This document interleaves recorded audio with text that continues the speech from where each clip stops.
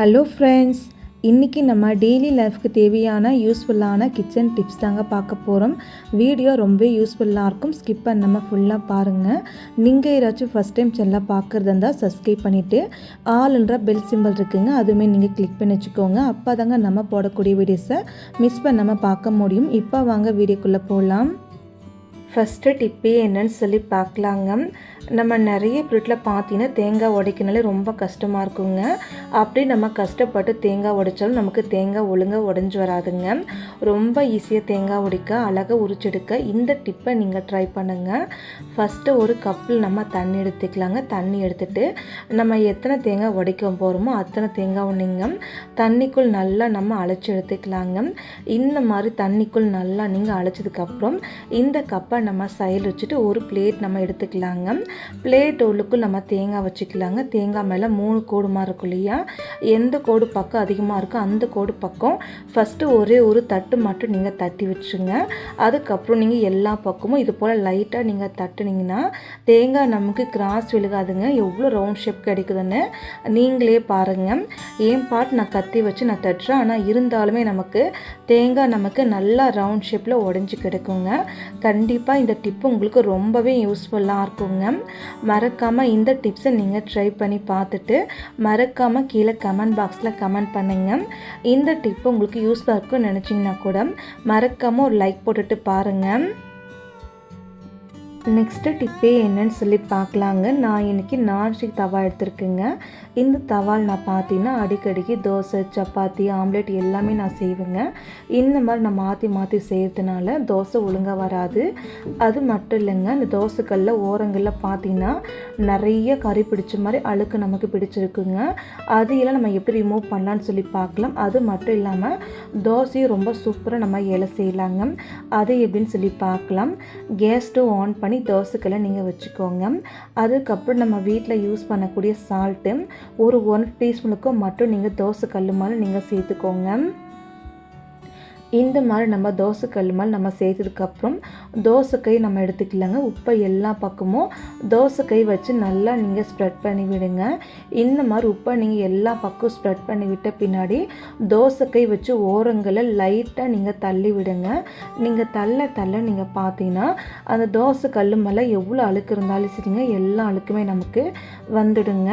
அதுக்கப்புறம் நீங்கள் தோசைக்கல் நல்லா சூடானதுமே கேஸ் ஸ்டவ் ஆஃப் பண்ணிவிட்டு அதுக்கப்புறம் மறுபடி தோசைக்கை வச்சுட்டு ஓரங்கள் ஃபுல்லாகவே இது போல் நீங்கள் அழகாக எடுத்து வச்சுருங்க. இந்த மாதிரி நீங்கள் பண்ணும்போது தோசைக்கல்லில் ஓரங்களில் எவ்வளோ அழுக்கு பிடிச்சிருந்தாலும் அது எல்லாமே நமக்கு வெளியே வந்துடுங்க. இப்போ நம்ம தோசைக்கல் ஓரங்கள் ஃபுல்லாகவே உப்பு வச்சு சூப்பராக நம்ம க்ளீன் பண்ணியாச்சு. நீங்களே பாருங்கள், தோசைக்கல் எடுத்து நான் கீழே வச்சுருக்குங்க. இப்போ இந்த உப்பை நம்ம கீழே கொட்டிடலாங்க.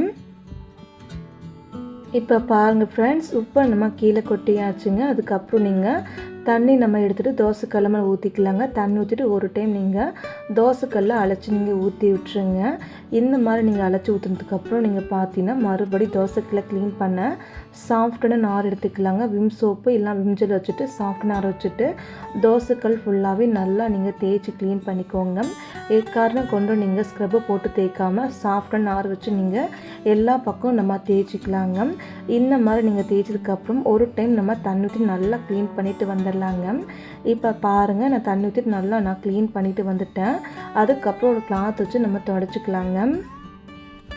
இந்த மாதிரி நம்ம தோசைக்கல் மேலே கிளாத் வச்சு துடைக்கும் போது அழுக்கெல்லாம் நமக்கு வந்துடுங்க.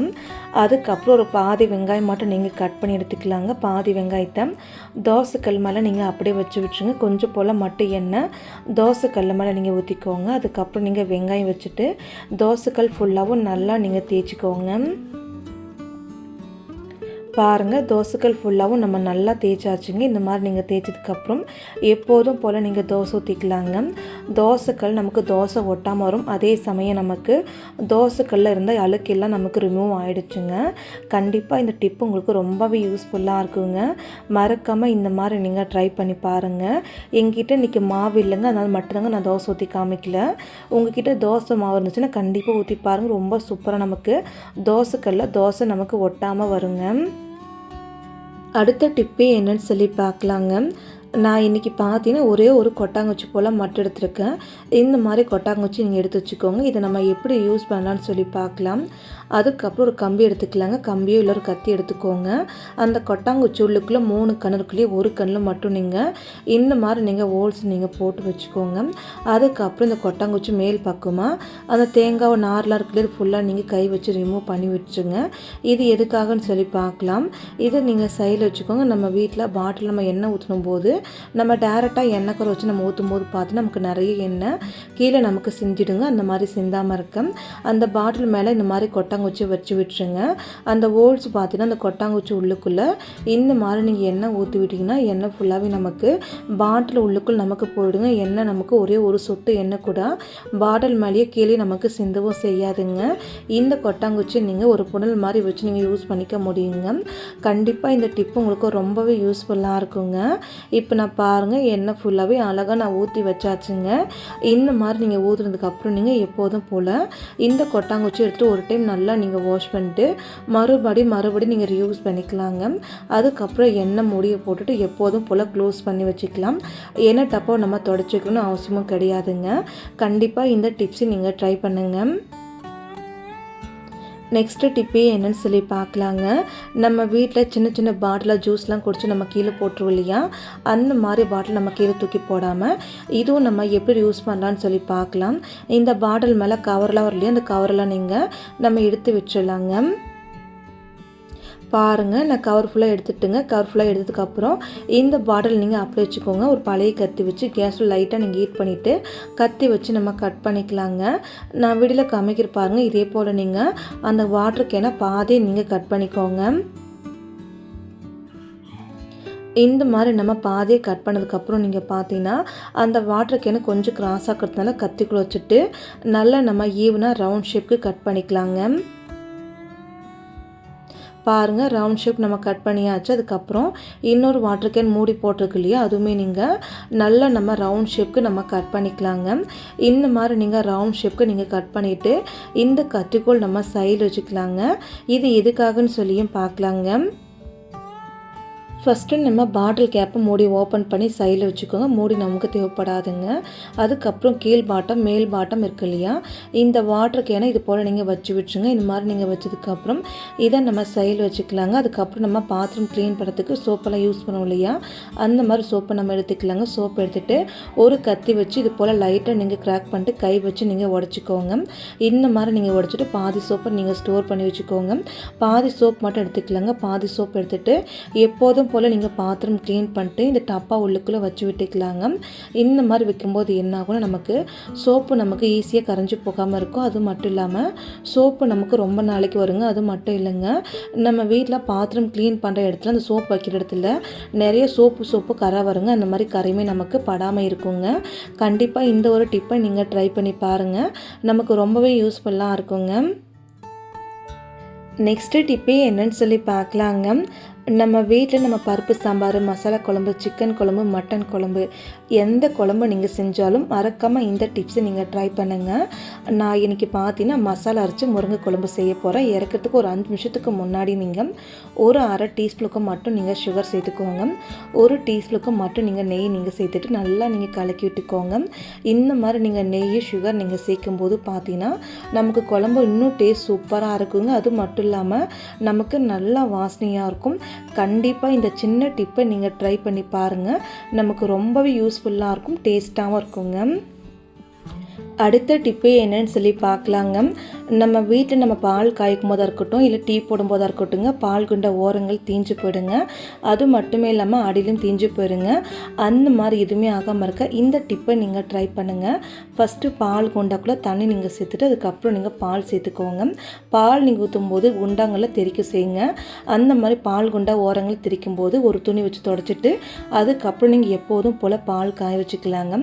இந்த மாதிரி நீங்கள் பால் காய வச்சிங்கன்னா பால் கொண்ட ஓரங்களையும் சரி, அதே போல் பால் கொண்ட அடியிலையும் சரிங்க, நமக்கு கொஞ்சம் கூட அடி பிடிக்கவும் செய்யாது. ரொம்ப ஈஸியாக நீங்கள் பால் காய வச்சு எடுத்துக்கலாங்க. அதுக்கப்புறம் நீங்கள் எப்போதும் போல் கை வச்சு நீங்கள் க்ளீன் பண்ணாலே போதும், அவ்வளோ சூப்பராக நம்ம க்ளீன் பண்ணிக்கலாங்க.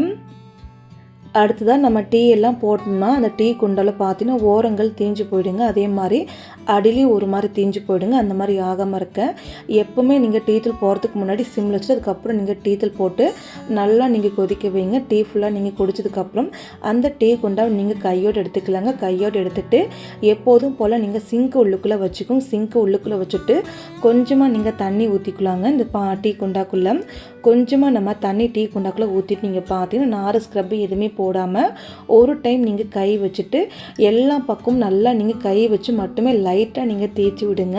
இந்த மாதிரி நீங்கள் பண்ணி பாருங்கள். டீ குண்டாக்குள்ளே எங்கேயுமே ஓரங்கள் தீஞ்சு போயிருக்காது. அதே போல் அடியில் நமக்கு தீஞ்சு போயிருக்காதுங்க. க்ளீன் பண்ணதுக்கு நமக்கு அவ்வளோ ஈஸியாக இருக்குங்க.